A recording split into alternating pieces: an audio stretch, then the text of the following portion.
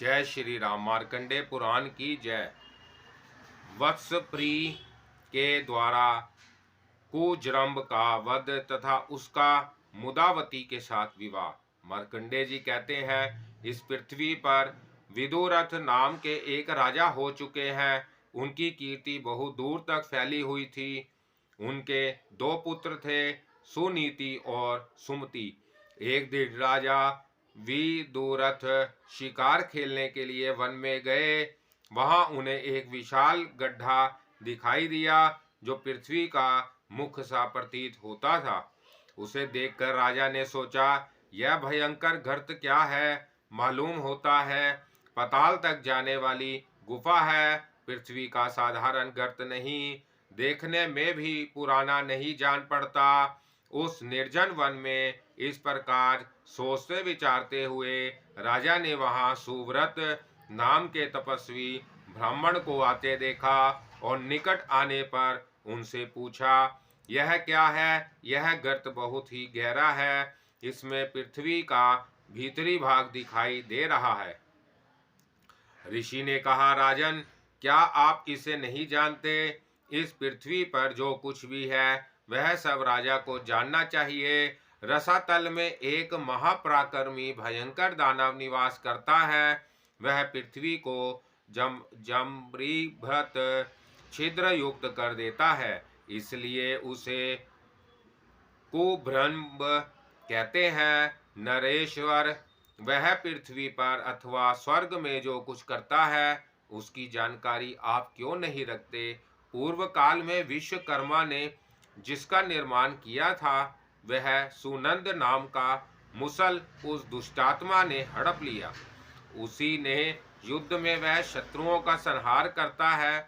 पाताल के अंदर रहकर उस मुसल से ही वह इस पृथ्वी को विदीर्ण कर देता है और इस प्रकार समस्त असुरों के आने जाने के लिए द्वार बना लेता है। जब आप पाताल के भीतर रहने वाले इस शत्रु का नाश करेंगे तभी वास्तव में संपूर्ण पृथ्वी के स्वामी हो सकेंगे। राजन, उस मुसल के बलाबल के विषय में विधान पुरुष ऐसा कहते हैं कि यदि कोई स्त्री वह मुसल छू दे तो वह उस दिन निर्बल हो जाती है, किंतु दूसरे दिन फिर पूर्वतः प्रबल हो जाती है। युवती की उंगलियों के स्पर्श से उसकी शक्ति के नष्ट हो जाने का जो दोष या प्रभाव है उसे वह दुराचारी दैत्य भी नहीं जानता। भूपाल आपके नगर के समीप ही उसने यह पृथ्वी में छेद किया है, फिर भी आप निश्चित क्यों हैं। इतना कहकर ब्रह्म ऋषि सुव्रत चले गए। राजा ने भी अपने नगर में जाकर मंत्रवेता मंत्रियों से परामर्श किया और को ब्रह्म के विषय में जो कुछ सुना था वह सब कह सुनाया। उन्होंने मुसल का वह प्रभाव भी कि स्त्री के स्पर्श से उसकी शक्ति का ह्रास हो जाता था मंत्रियों को बताया। जिस समय राजा मंत्रियों के साथ परामर्श कर रहे थे उस समय उनकी कन्या मुदावती भी पास ही बैठी वह सब कुछ सुन रही थी। तदंतर कुछ दिनों के बाद कुजरम्ब ने सखियों से घिरी हुई उस राजकन्या को उपवन से हर लिया। यह बात सुनकर राजा के नेत्र क्रोध से चंचल हो उठे और उन्होंने अपने दोनों पुत्रों से जो वन के मार्ग भली भांति जानते थे कहा, तुम लोग शीघ्र जाओ। उस दानव ने निर्विघ्नता के तट पर गड़ा बना रखा है, उसी के मार्ग से रसातल में जाकर मुदावली का अपहरण करने वाले उस दुष्ट को मार डालो। तब अत्यंत क्रोध में भरे हुए दोनों राजकुमार उस गर्त के मार्ग से सेना सहित रसातल में जा पहुंचे और कुजरम्ब से युद्ध करने लगे। उसमें परिध, खग, शक्ति, शूल, फरसे तथा बाणों की मार से निरंतर अत्यंत भयानक संग्राम होता रहा। फिर माया के बलि दैत्य ने युद्ध में उन दोनों राजकुमारों को बांध लिया और उनके समस्त सैनिकों का संहार कर डाला। यह समाचार पाकर राजा को बहुत दुख हुआ। उन्होंने अपने सभी योद्धाओं से कहा, जो इस दैत्य का वध करके मेरे दोनों पुत्रों को छुड़ा लाएगा, उसको मैं अपनी कन्या ब्याह दूंगा। वह नंदन के पुत्र वत्स प्री ने भी यह घोषणा सुनी। वह बलवान अस्त्र शस्त्रों का ज्ञाता तथा शूरवीर था। उसने अपने पिता के प्रिय मित्र राजा विदुरथ के पास आकर उन्हें प्रणाम किया और विनीत भाव से कहा, महाराज मुझे आज्ञा दीजिए, मैं आपके हितेश से उस दैत्य को मारकर आपके दोनों पुत्रों तथा कन्या को छुड़ा लाऊंगा। यह सुनकर राजा ने अपने प्यारे मित्र के उस पुत्र को प्रसन्नता पूर्वक छाती से लगा लिया और कहा, वत्स जाओ, तुम्हें अपने कार्य में सफलता प्राप्त हो। तदंतर वीर वत्स प्री खग और धनुष ले अंगुलियों में गोधा के चर्म से बने हुए दस्ताने पहनकर पूर्वोक्त गड्ढे के मार्ग से तुरंत पाताल में गया। वहां उसने अपने धनुष की भयंकर टंकार सुनाई, जिससे सारा पाताल गूंज उठा। वह टंकार सुनकर दानवराज कुजरंभ अपनी सेना साथ ले बड़े क्रोध के साथ वहां आया और राजकुमार के साथ युद्ध करने लगा। दोनों के पास अपनी सेनाएं थी। एक बलवान का दूसरे बलवान वीर के साथ युद्ध हो रहा था। लगातार 3 दिनों तक घमासान युद्ध होता रहा। तब वह दानव अत्यंत क्रोध में भरकर मुसल लाने के लिए दौड़ा। प्रजापति विश्वकर्मा का बनाया हुआ वह मुसल सदा अंतपुर में रहता था और गंधमाला तथा धूप आदि से प्रतिदिन उसकी पूजा होती थी।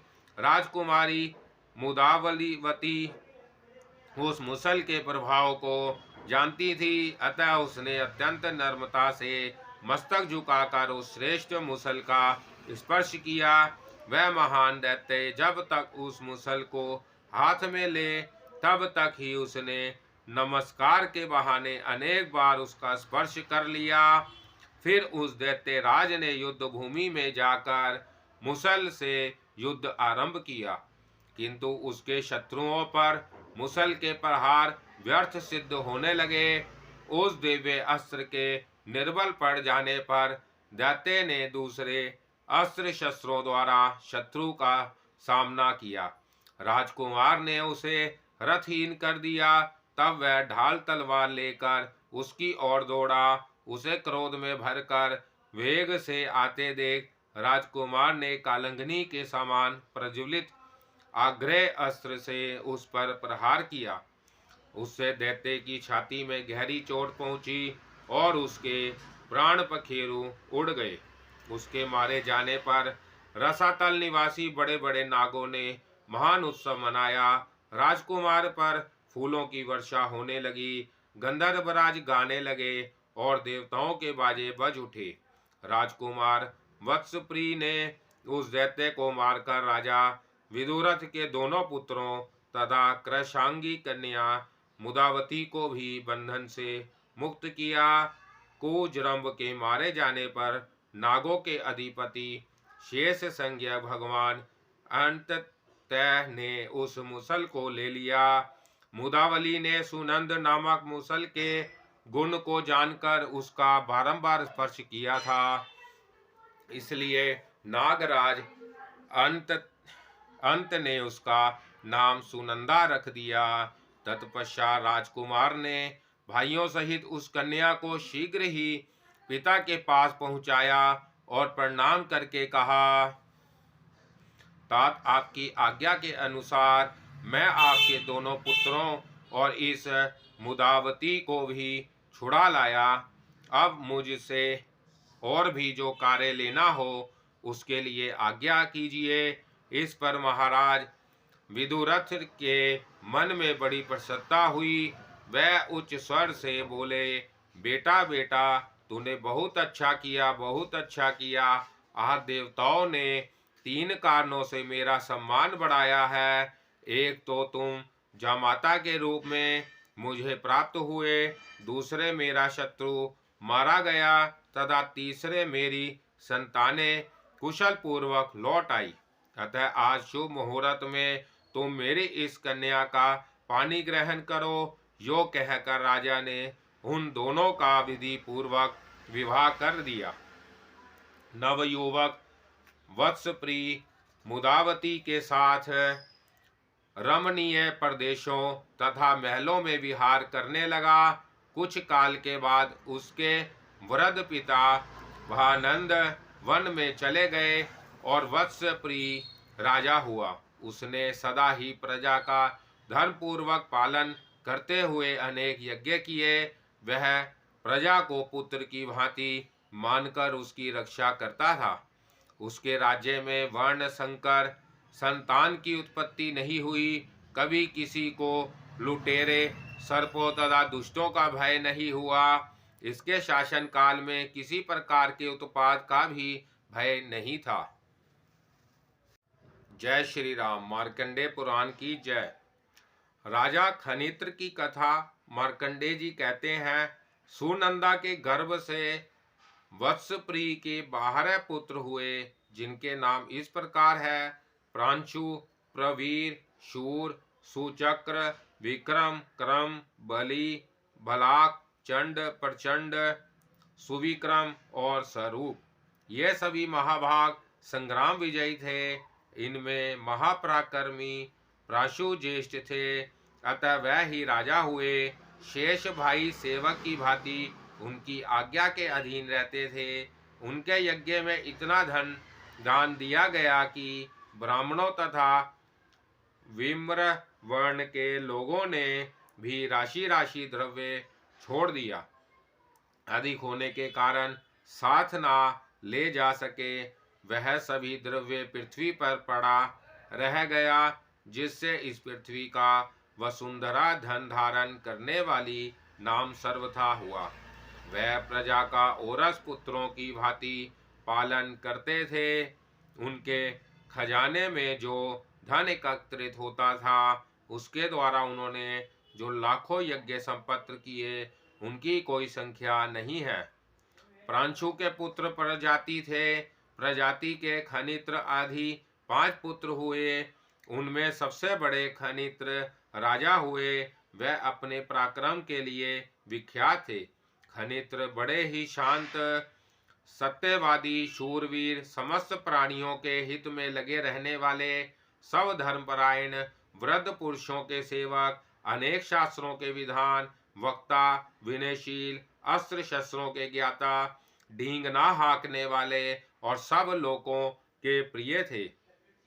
वह दिन रात यही कामना किया करते थे, समस्त प्राणी पर सत्र रहे, दूसरों पर भी स्नेह रखे, जब जीवों का कल्याण हो, सभी निर्भय हो, किसी भी प्राणी को कोई व्याधि एवं मानसिक व्यथा ना हो, समस्त प्राणी सबके प्रति मित्र भाव के पोषण हो, ब्राह्मणों का कल्याण हो, सब में परस्पर प्रेम रहे, सब वर्णों की उत्पत्ति हो, समस्त कर्मों में सिद्धि प्राप्त हो, लोगों सब भूतों के प्रति तुम्हारी बुद्धि कल्याणमय हो। तुम लोग जिस प्रकार अपना तथा अपने पुत्रों का सर्वदा हित चाहते हो, उसी प्रकार सब प्राणियों के प्रति हित बुद्धि रखते हुए बर्ताव करो। यह तुम्हारे लिए अत्यंत हित की बात है। कौन किसका अपराध करता है? यदि कोई मूढ़ किसी का थोड़ा भी अहित करता है, तो वह निश्चय ही उसका फल भोगता है, क्योंकि फल सदा कर्ता को ही मिलता है। लोगों, यह विचार कर सबके प्रति पवित्र भाव रखो, इससे इस लोक में पाप नहीं बनेगा और तुम्हें उत्तम लोकों की प्राप्ति होगी। बुद्धिमानों, मैं तो यह चाहता हूँ कि आज जो मुझसे स्नेह रखता है, उसका इस पृथ्वी पर सदा ही कल्याण हो, तथा जो इस लोक में मेरे साथ देश रखता है, वह भी कल्याण का ही भागी बने। राजा प्रजापति के पुत्र ऐसे थे। वह समस्त गुणों से संपन्न और सुंदर थे। उनके नेत्र पद पत्र के समान सुशोभित थे। उन्होंने अपने भाइयों को प्रेम पूर्वक पृथक पृथक राज्यों में अभिषिक्त कर दिया और स्वयं समुद्र वसना पृथ्वी का उपभोग करने लगे। उन्होंने पूर्व दिशा में अपने भाई शौरी को, दक्षिण दिशा में उदावसु को, पश्चिम में सुनय को और उत्तर में महारथ को अभिषिक्त किया। उन दोनों भाइयों के तथा स्वयं राजा खनित्र के भित्र भित्र गोत्र वाले मुनि पुरोहित हुए और वह ही वंश परस्परा के कर्म से मंत्री भी होते आए। उक्त चारों राजा अपने राज्य का भोग करने लगे। खनित्र उन सब के सम्राट थे, वह सारी पृथ्वी के स्वामी थे। महाराज खनित्र उन चारों भाइयों तथा समस्त प्रजा पर सदा पुत्रों की भांति स्नेह रखते थे। एक दिन राजा शौरी से उनके मंत्री विश्ववेदी ने एकांत में कहा, राजन, मुझे आपसे कुछ कहना है। जिसके अधिकार में यह सारी पृथ्वी रहती है, उसी के वंश में अन्य सब राजा भी रहते हैं। वह तो राजा होता ही है, उसके पुत्र पौत्र तथा वंश के लोग भी क्रमशः राजा होते हैं। इसलिए आप हम लोगों को साधन बनाकर अपने बाप दादों के राज्य का अधिकार कर लीजिए। हम इस लोक में ही आपको लाभ पहुंचा सकते हैं, पर लोक में नहीं। राजा ने कहा, हमारे ज्येष्ठ भाई राजा हैं और हम लोगों को पुत्र की भांति प्रेम से अपनाए रखते हैं, फिर हम उनके राज्य पर किस प्रकार अधिकार जमाएं। विश्ववेदी बोले, राजन, आप राज्य पर अधिकार कर लेने के बाद रजोचित धन संपत्ति के द्वारा अपने बड़े भाई की पूजा करते रहिएगा। भला राज्य प्राप्ति की इच्छा रखने वाले मनुष्यों में यह छोटे बड़े का भेद कैसा। विश्ववेदी के इस प्रकार समझाने पर शौरी ने उनकी इच्छा के अनुसार काम करने की प्रतिज्ञा की। तब मंत्री ने उनके अन्य भाइयों को भी वश में किया। फिर सामदान आदि के द्वारा उन सब के पुरोहितों को भी फोड़ लिया। फिर वह चारों पुरोहित महाराज खनित्र के विरुद्ध भयंकर पुराशरण करने लगे। उनके अभिचारिक कर्म से चार कृत्याएं उत्पन्न हुई। वह सभी विकराल, बड़े बड़े मुख वाली तथा देखने में अत्यंत भयंकर थी। उनके हाथों में भयानक विशाल त्रिशूल था। वह सभी राजा खनित्र के पास आई। राजा साधु पुरुष थे, अतः उनके पुण्य समूह से वह परस्पर हो गई और लौटकर उन दुष्टात्मा पुरोहितों पर ही लूट पड़ी। कर्त्याओं ने उन चारों पुरोहितों तथा शरीके दुष्ट मंत्री विश्ववेदी को भी जलाकर भस्म कर डाला। इस घटना से सब लोगों को बड़ा विस्मय हुआ, क्योंकि भित्र भिन्न नगरों में निवास करने वाले वह सभी पुरोहित और मंत्री एक ही समय नष्ट हुए। महाराज खनित्र ने भी जब सुना कि भाइयों के पुरोहित मर गए और मंत्री विश्ववेदी भी जलकर भस्म हो गए, तब उन्हें बड़ा विस्मय हुआ। उन्होंने सोचा, यह क्या बात हो गई। महाराज को इसका कुछ भी कारण नहीं मालूम हुआ। तब उन्होंने अपने घर पर पधारे हुए महर्षि वशिष्ठ से पूछा, ब्राह्मण भाइयों के पुरोहित और मंत्री जो नष्ट हो गए, इसका क्या कारण है। राजा के इस प्रकार पूछने पर महामुनि वशिष्ठ ने सब वृत्तांत ठीक ठीक बता दिया।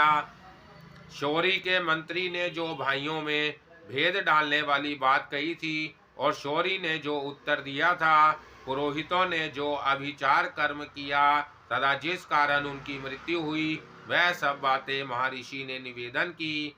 यह सब समाचार सुनकर महाराज खनित्र ने कहा, मुझ पापी भाग्यहीन तथा दुष्ट को धिक्कार है, जिनके कारण चार ब्राह्मणों की हत्या हुई। मेरे राज्य को धिक्कार है तथा महान राजाओं के कुल में लिए हुए जन्म को भी धिक्कार है, क्योंकि मैं ब्राह्मणों के विनाश का कारण बना गया।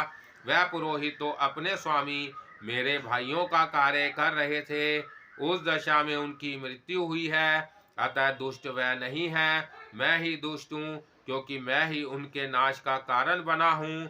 ऐसा विचार करके महाराज खनित्र अपने शूप नामक पुत्र को राज्य पर अभिषिक्त करके तीनों पत्नियों के साथ तपस्या के लिए वन में चले गए।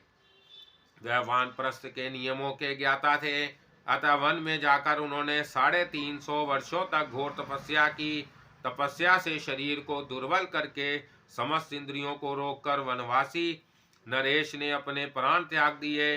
इससे वह संपूर्ण कामनाओं को पूर्ण करने वाले अक्षय पुण्य लोकों में गए।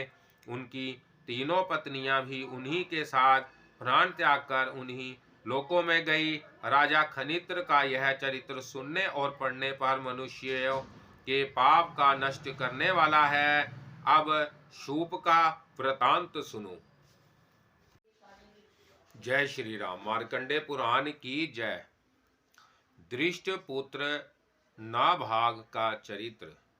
मार्कंडे जी कहते हैं, ईशवाकु नाभाग रिष्ट नरिष्यंत नाभाग प्रश्रद्ध और धृष्ट ये विवस्वत मनु के पुत्र थे, जो पृथक पृथक राज्य के पालक हुए।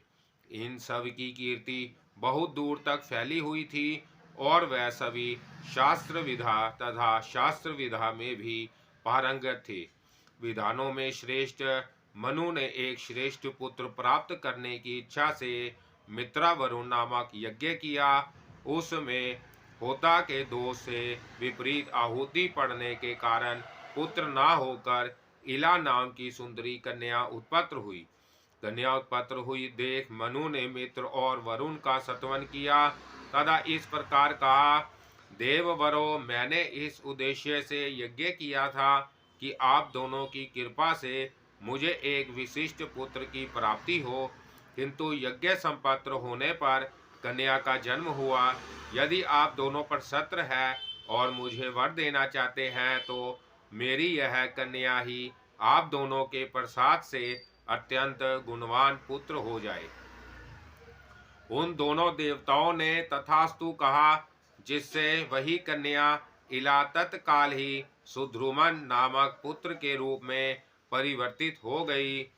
मनु कुमार सुध्रुम एक दिन वन में शिकार खेल रहे थे। वहां महादेव जी के कोप से उन्हें पुनः स्त्री रूप में हो जाना पड़ा। उस समय चंद्रमा के पुत्र बुध ने इलाके गर्भ में पुरुरवा नामक चक्रवर्ती पुत्र उत्पन्न किया। पुत्र हो जाने के बाद राजा सुधुमन ने अश्वमेघ नामक महान यज्ञ करके पुनः पुरुष रूप प्राप्त कर लिया। सुधुमन के 3 पुत्र हुए, जो उत्कल, विनय और गय के नाम से प्रसिद्ध थे। उन्होंने धर्म में मन लगाकर इस पृथ्वी का पालन किया। राजा सुधुमन जब स्त्री के रूप में थे तब उनके गर्भ से पुरुरवा का जन्म हुआ। पुरुरवा बुद्ध के पुत्र थे, इसलिए उन्हें सुध्रुमन के राज्य का भाग नहीं मिला। तदंतर वशिष्ठ जी के कहने से पुरुरवा को प्रतिष्ठान नामक उत्तम नगर दे दिया गया। दुष्ट नाम के एक राजा थे, जिनके पुत्र का नाम नाभागा था। यौवन के आरंभ में ही उसकी दृष्टि एक वैश्या कन्या पर पड़ी, जो बहुत ही सुंदरी थी। उसको देखते ही नाभागा का मन काम के अधीन हो गया। उसने उसके पिता के पास जाकर वह कन्या मांगी। वैश्या ने देखा राजकुमार का मन अपने वश में नहीं है, वह काम के अधीन हो चुके हैं। तब उसने हाथ जोड़कर उनसे कहा, राजकुमार, आप लोग राजा हैं और हम लोग कर देने वाले भृत्य। मैं आपके बराबर नहीं हूँ, फिर हमारे साथ आप वैवाहिक संबंध कैसे करना चाहते हैं? राजकुमार ने कहा, काम और मोह आदि ने मानव शरीर की समानता सिद्ध कर दी है। मुझे तुम्हारी कन्या पसंद है, अतः उसे मुझे दे दो, अन्यथा मेरा यह शरीर जीवित नहीं रह सकता। वैश्या बोला, हम और आप दोनों ही राजा के अधीन हैं। पहले आप अपने पिताजी से आज्ञा ले लीजिए, फिर मैं कन्या दूंगा और आप ग्रहण कर लीजिए। राजकुमार ने कहा, गुरुजनों के अधीन रहने वाले पुत्रों को उचित है कि वह अन्य सभी कार्यों में गुरुजनों से पूछे, किंतु ऐसे कार्यों में पूछना ठीक नहीं। ऐसी बातें तो उनके सामने मुख से निकालना भी कठिन है। जहाँ काम चर्चा और कहा गुरुजनों को सुनाना, यह दोनों परस्पर विरुद्ध है। हाँ, अन्य कार्यों के लिए उनसे पूछने में कोई हर्ज नहीं। वैश्या बोला, ठीक है, आप अपने पिताजी से पूछे तो आपके लिए यह काम चर्चा हो सकती है, किंतु मेरे लिए काम चर्चा नहीं है, अतः मैं ही पूछूंगा। वैश्या के यों कहने पर राजकुमार चुप हो गए। तब उसने राजकुमार का जो विचार था वह सब उसके पिता से कह सुनाया। तब राजकुमार के पिता ने ऋचिक आदि श्रेष्ठ ब्राह्मणों तथा राजकुमार को भी महल से बुलाकर मुनियों से सब वृतांत निवेदन किया और कहा, इस विषय में जो कर्तव्य हो उसके लिए आप लोग आज्ञा दे। ऋषि बोले, राजकुमार, पहले तुम्हारा विवाह किसी मुद्राभिषिक्त राजा की कन्या से होना चाहिए, उसके बाद यह वैश्या कन्या भी तुम्हारी स्त्री हो सकती है। ऐसा करने से दोष ना होगा, अन्यथा पहले ही वैश्या कन्या का अपहरण करने पर तुम्हारी उत्कृष्ट जाति चली जाएगी। मार्कंडेय जी कहते हैं, यह सुनकर नाभागा ने उन महात्माओं के वचन की अवहेलना कर दी और घर से निकलकर तलवार हाथ में ले वह बोला, मैंने राक्षस विवाह के अनुसार इस वैश्या कन्या का अपहरण किया है। जिसकी सामर्थ्य हो वह इसे मेरे हाथ से छुड़ा ले। वैश्या ने इस कन्या को राजकुमार के चंगुल में पड़ी देख त्राही त्राही कहते हुए उसके पिता की शरण ली। तब राजकुमार के पिता ने कुपित होकर बहुत बड़ी सेना को आज्ञा दी। दुष्ट नाभाग धर्म को कलंकित कर रहा है, अतः उसे मार डालो, मार डालो। राजा की आज्ञा पाकर सेना ने राजकुमार के साथ युद्ध आरंभ कर दिया। नाभागा अस्त्रों का ज्ञाता था, उसने अपने अस्त्र शास्त्रों से अधिकांश सैनिकों को मार गिराया। राजकुमार के द्वारा सेना के मारे जाने का समाचार सुनकर राजा अपने सैनिकों को साथ ले स्वयं ही युद्ध के लिए गए। फिर तो उनका अपने पुत्र के साथ संग्राम छिड़ गया। उसमें अस्त्र शस्त्रों के प्रयोग में राजकुमार की अपेक्षा उसके पिता ही बड़े चढ़े सिद्ध हुए। इसी समय सहसा आकाश से परिव्राट मुनि उतर पड़े और राजा से बोले, महाभाग, अपने पुत्र के साथ युद्ध बंद कीजिए, वह अपने धर्म से भ्रष्ट हो चुका है। पुरुष अपने वर्ण की कन्या के साथ विवाह ना करके जिस जिस हीन जाति की कन्या का पानी ग्रहण करता है, उसी उसी के वर्ण का वह भी हो जाता है। अतः आपका यह मंद बुद्धि पुत्र अब वैश्या हो गया है, इसका क्षत्रिय के साथ युद्ध करने का अधिकार नहीं है, इसलिए अब आप युद्ध से निवृत्त हो जाइए। तब राजा अपने पुत्र के साथ युद्ध करने से रुक गए। उसने भी उस वैश्या कन्या के साथ विवाह कर लिया। वैश्यात्व को प्राप्त होने पर उसने राजा के पास जाकर पूछा, भूपाल, अब मेरा जो कर्तव्य हो उसके लिए आज्ञा दीजिए। राजा ने कहा, बाप भ्रव्य आदि तपस्वी धार्मिक न्याय के लिए नियुक्त है, वह तुम्हारे लिए जो कर्म धर्मानुकूल बतावे उसी का अनुष्ठान करो। तब राजसभा में रहने वाले बाप भ्रव्य आदि मुनियों ने नाभाग के लिए पशुपालन, कृषि तथा वाणिज्य यही उत्तम धर्म बतलाए। राजा की आज्ञा के अनुसार उसने भी वैसा ही किया।